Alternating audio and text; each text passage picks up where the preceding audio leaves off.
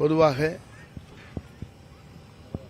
எல்லா பணிகளும் காவல்துறை என்னென்ன விதிமுறைகள் இருக்கிறதோ அந்த விதிமுறைக்கு ஏற்ப ஏற்பாடு செய்து கொண்டிருக்கும். நீங்கள் பார்த்துருப்பீங்க நினைக்கிறேன். நேற்று இருந்த நிலை இன்னைக்கு இருந்த நிலை. நான் ஒன்று மாலைக்குள்ளே பார்க்குறது எப்படி இருக்குன்னு பார்ப்பீங்க.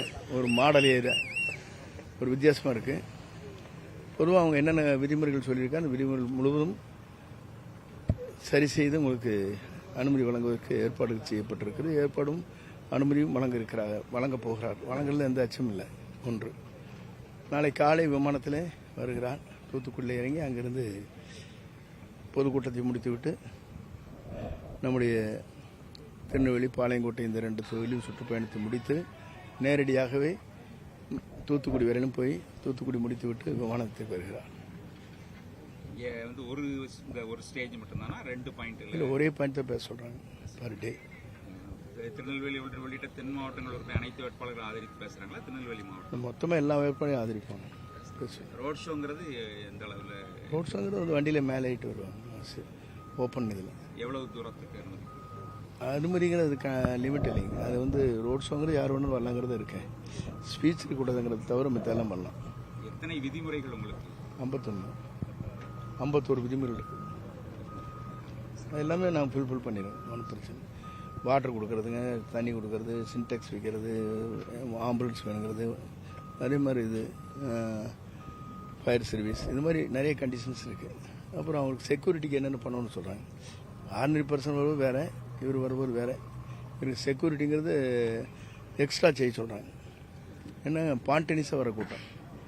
இதுவரையிலும் இந்தியாவில் தமிழக வெற்றி கழகத்தினுடைய தலைவர், தமிழ்நாட்டை ஆளப்போகிற, நாளை தமிழகத்துடைய முதலமைச்சராக வரப்போகிற நம்முடைய வெற்றி தளபதி அவர்களுக்கு முழு பாதுகாப்பு அளிப்பதற்கு பல்வேறு விதிகள் விதிக்கப்பட்டிருக்கிறது. அந்த விதியின் அடிப்படையில் நாங்கள் அந்த பணிகளை நிறைவேற்றி விட்டோம்.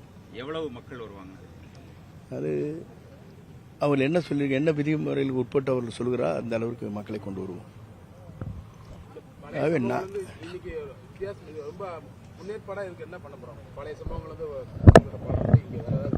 பொதுவாகவே தொடர்ந்து எல்லா நிகழ்ச்சியும் சரியாக நடைபெற்றுக் கொண்டிருக்கிறது.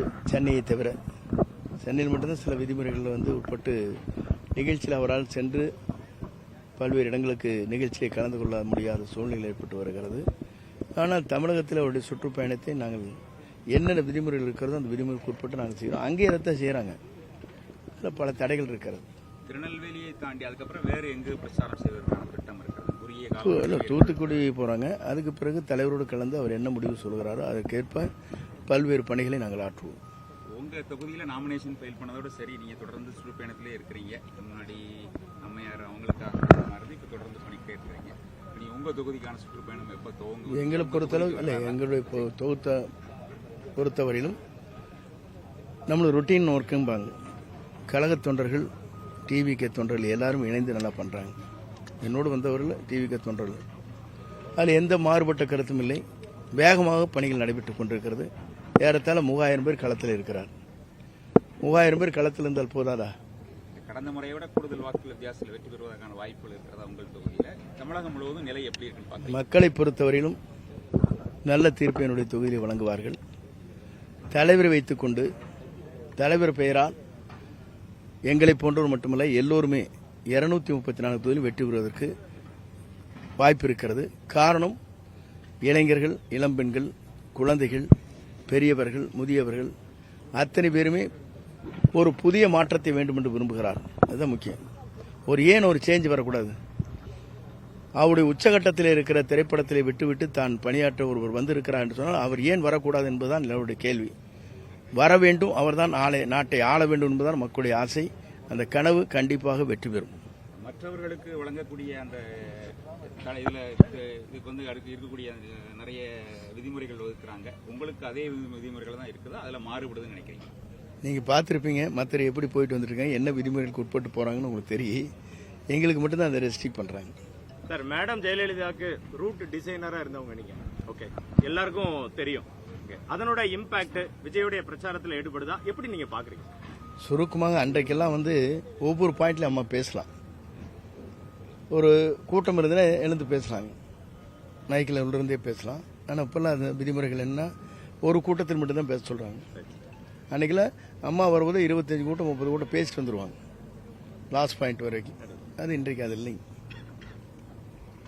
தாவேக்காரர் கடந்த ஓராண்டா இங்க பணி செஞ்சு வேட்பாளர் வாய்ப்பு கிடைக்கும் எதிர்பார்த்த அஸ்மிதா மாதிரி ஆட்கள் இங்க தொகுதியில் பணி இல்லை பொதுவாக வந்து இந்த மாதிரி இருங்க ஒரே கொஸ்டின் சார்.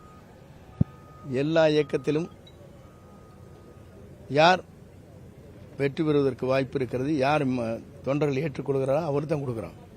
குறிப்பிட்ட மாதிரி இவங்க கொடுக்கல அவங்க கொடுக்கலாட்டா உங்களுக்கே சீட்டு கேட்பீங்க. நீங்கள் கொடுக்கலாமா? உங்களுக்கு ஆசை இருக்கா இல்லையா? நாமளும் ஒரு சான்ஸ் இந்த டிவி விட்டுட்டு வந்து ஒரு சான்ஸ் அடித்து பார்த்தலாம் நினைப்பீங்களா? நினைக்க மாட்டீங்களா? இது இயற்கை. முடிவு செய்ய வேண்டிய தலைமை.